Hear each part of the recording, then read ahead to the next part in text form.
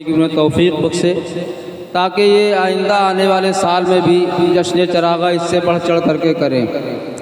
अल्हम्दुलिल्लाह नहमदुहु व नस्तईनुहु व नस्तगफिरुहु व नुमिनु बिही व नतवक्कलु अलैहि व नऊज़ु बिल्लाहि मिन शुरूरि अनफुसिना व मिन सय्यिआति अमालिना मन यहदिहिल्लाहु फला मुदिल्ल लहु व मन युद्लिलहु फला हादिय लहु व नशहदु अल्ला इलाहा इल्लल्लाहु वहदहु ला शरीक लहु व नशहदु अन्न मुहम्मदन अब्दुहु व रसूलुहु क़द जाअकुम मिनल्लाहि नूरुन व किताबुम मुबीन सदक़ल्लाहु व सदक़ रसूलुहुन नबियुल करीम व नहनु अला ज़ालिका लमिनश शाहिदीन व शाकिरीन वल्हम्दुलिल्लाहि रब्बिल आलमीन। आइए दुरूद पाक मोहब्बत के साथ सुनाएं, पढ़े बावाज़े बुलंद अल्लाहुम्मा सल्लि अला सय्यिदिना मौलाना मुहम्मद मादनिल जूद वल करम मुबारक वसल्लिम सलातुम व सलामन अलैका या रसूलल्लाह सलातुम व सलामन अलैका या हबीबल्लाह।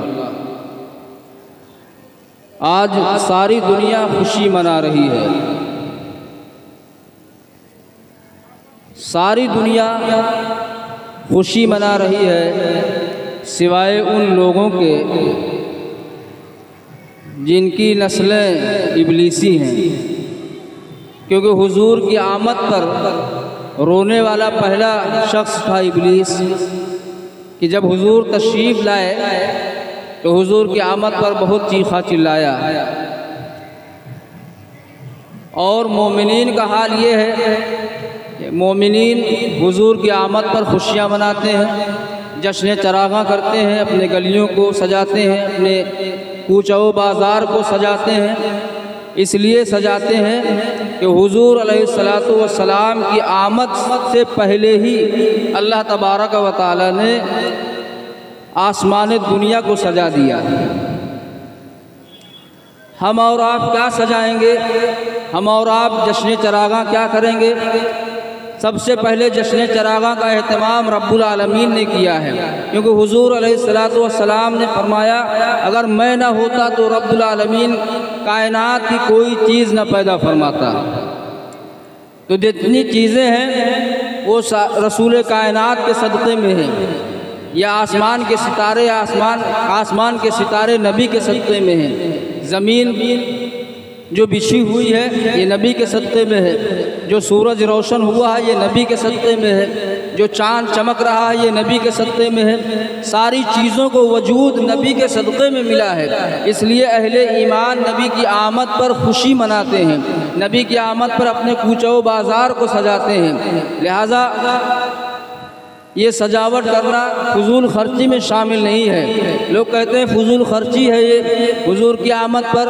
हुजूर की आमद जब मदीना तैयबा में हुई तो हुजूर की आमद पर मदीना तैयबा को मदीना तैयबा के लोगों ने सजाया और हुजूर की आमद के लिए वो सब किया जो किसी आदमी के आने का इंतज़ार होता है, उसकी आमद का इंतज़ार होता है। उसी तरह मदीने के लोग मुंतज़िर थे कि हुजूर तशरीफ़ ला रहे हैं। और जब हुजूर अलैहिस्सलातु वस्सलाम तशरीफ़ लाए तो मदीना के बच्चों ने दफ बजा करके इस्तकबाल किया और पढ़ा तलअल बद्रु अलैना मिन सनियातिल वदाई वजब शुक्र अलैना मा दआ लिल्लाहि दाई। अगर ढोलक के दो टुकड़े कर दिए जाए तो हर टुकड़ा दफ में शामिल हो जाएगा, क्योंकि दफ भी गोल होता है और उसको एक तरफ से मढ़ा हुआ होता है। तो पता ये चला कि हुजूर की आमद पर बच्चों ने दफ बजा करके नबी का इस्तकबाल किया था। आज हम हुजूर की आमद पर ये जो बजा रहे हैं, ये जो बजा रहे हैं किसी को तकलीफ़ देने के लिए नहीं है, बल्कि हुजूर की आमद पर मदीना तैयबा के लोगों की सुन्नत पर अमल कर रहे हैं। बाजा तो एक हाथ से बजाया जाए तो बाजा है और दो हाथ से बजाया जाए तो बाजा है। बहरहाल हुजूर की आमद पर मदीना तैयबा के लोगों ने तब बजा करके सुभान अल्लाह। आज कुछ मौलवी कहते हैं हराम है। एक मौलवी ने पहले हराम किया था, एक मौलवी ने पहले हराम कहा था, उसे इशारे की बात समझना। वो मौलवी कहाँ था, निकाल दिया गया, अभी तो तुम पहुँचे ही नहीं हो। एक मौलवी साहब ने कहा ये हराम है, और पकड़े गए हरामकारी में। हमने पूछा हजरत कहाँ चले? फरमाया हजरत निकाल दिए गए हैं। ये कौन निकाला गया था? जन्नत में कौन था? इब्लीस था, जो नबी अलैहिस्सलातु वस्सलाम की आमद पर नाखुश था, इसलिए वो निकाल दिया गया। उसने पहले कहा था मिलाद हराम है। तो मौलवियों को सोचना चाहिए कि हुजूर की मिलाद हराम है या हलाल है। अल्लाह तबारक व तआला हमें हुजूर की मिलाद मनाने की तौफीक अता फरमाए।